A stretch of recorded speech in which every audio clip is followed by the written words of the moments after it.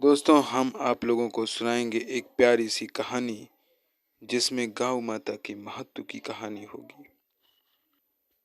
फिर आप लोगों को एक अनूठे नुस्खे बताएंगे जिससे आप जीवन में समस्त दुखों से छुटकारा पा जाएंगे। तो जल्दी से हम आप लोगों को ये कहानी सुनाते हैं। सूर्यवंश के एक प्रतापी राजा दिलीप हुए, जिनके प्रताप का वर्चस्व पूरे संसार के समस्त राज्यों में और संसार के समस्त स्थानों में डंका गूंज रहा था। महाराज दिलीप की धर्मशीलता और उनकी न्यायप्रियता और उनका समर्पण अनुकरणीय था, परंतु बहुत समय बीत जाने के पश्चात भी उनके कोई भी संतान ना हुई। अब राजा अपने पुत्र न हो पाने के कारण बहुत ही चिंतित रहने लगा। एक बार उन्होंने सोचा कि अपने गुरुदेव से हम पूछें कि क्यों हमारे पुत्र नहीं होता है। पुत्र प्राप्ति के लिए अपने गुरु वशिष्ठ के आश्रम में जा पहुंचे।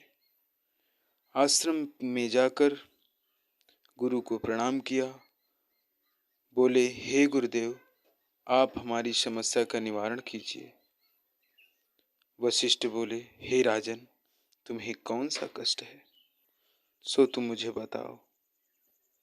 प्रभु, मेरे आज तक इतने धर्म, इतने न्यायप्रिय कार्य होने के कारण भी तब भी मुझे कोई पुत्र प्राप्ति नहीं हुई।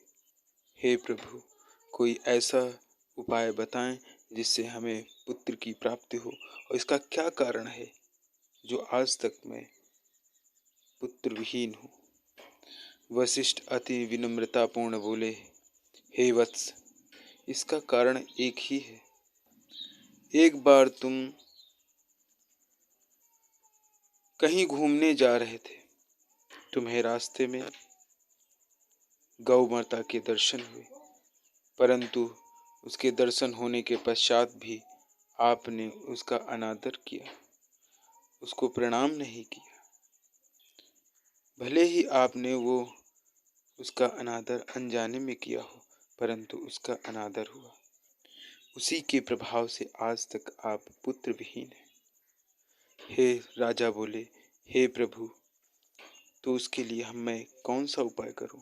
गुरुजी ने कहा, हे राजन, आप मेरे आश्रम में रह रही कामधेनु की पुत्री नंदिनी रहती है, जिसकी सेवा करने से आपको पुत्र की प्राप्ति होगी। राजा मन में अति प्रसन्न होकर और अपने मन में दृढ़ संकल्प किया कि मैं गौ माता की सेवा करके ये वरदान प्राप्त करूंगा। राजा दूसरे दिन अपने सैनिकों को लेकर उस आश्रम में आकर उस नंदिनी गाय को अपने राजमहल में ले गए और उसकी सेवा करने लगे। दिन रात उसकी सेवा में अपने आप को समर्पित कर दिया। उसे हरी हरी घास खिलाते, ठंडा पानी पिलाते, वो भी सारी सेवा अपने हाथों से स्वयं करने लगे। पहले नंदिनी को खिलाते, तब खाते, पहले नंदिनी को सुलाते, तब खुद सोते। अब कठिन सेवा करते करते 11 दिन बीत चुके थे।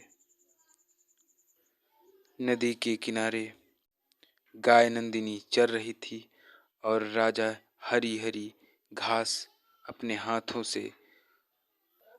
से काट रहे थे। तभी एक अचानक घटना हुई। वहां पर एक जंगल का राजा शेर आ गया और उसने नंदिनी को अपने पंजों में दबोच लिया। नंदिनी राजा से गुहार लगाने लगी कि हे राजन, मेरी रक्षा करो, परंतु राजा वहां निहत्था था। ना ही उसके पास कोई अस्त्र था, ना ही कोई शस्त्र था। तब राजा ने उस वनराज से कहा, हे वनराज, हे सिंह, हे शेर, आप नंदिनी को छोड़ दीजिए। उसके बदले में मैं आपको अपना भोजन देता हूँ। मैं आपको स्वयं को समर्पित करता हूँ। और राजा उस शेर के सामने नतमस्तक होकर टांगों को तोड़कर नीचे बैठ गया। सिंह ने अब गाय को छोड़कर राजा को पकड़ लिया था।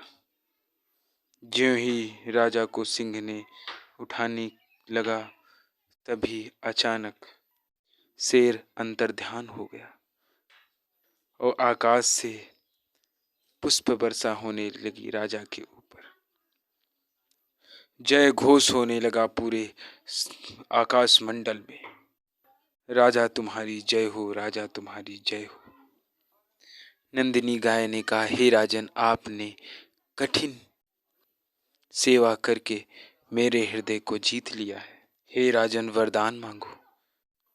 राजा ने कहा, हे माता, मैं पुत्र विहीन हूँ, मेरे कोई संतान नहीं है। हे माता, मुझे संतान प्राप्ति की वरदान दीजिए। नंदिनी ने कहा, हे राजन, आपके एक सुंदर पुत्र की प्राप्ति होगी। गौ माता के आशीर्वाद से सूर्यवंश में आगे चलकर श्री राम का वंश, रघुवंश, जो पूरे संसार में आज भी धर्म के लिए अनुकरणीय माना जाता है, जिनकी पूजा पूरे संसार में होती है, ऐसी गौ माता को कोटि कोटि प्रणाम है। हाँ, तो अब हम आपको बताने जा रहे हैं एक ऐसा उपाय जिससे आपके समस्त कष्टों का निवारण हो जाएगा। तो वो उपाय है, आप एक रोटी लीजिए जो घर में सबसे पहले बनी हो, उस पर कुछ मीठा रख लीजिए, गुड़ हो या शक्कर हो, और गाय को प्रातःकाल खिलाएं। यह आप रोज करें। इससे आपके समस्त कष्टों का निवारण शीघ्रता से हो जाएगा। धन धान्य ऐश्वर्य पुत्र आप सभी से परिपूर्ण हो जाएंगे। गौ माता से प्रेम करने वाले समस्त भक्तजनों को मेरा जय सीताराम। जय हो गौ माता की।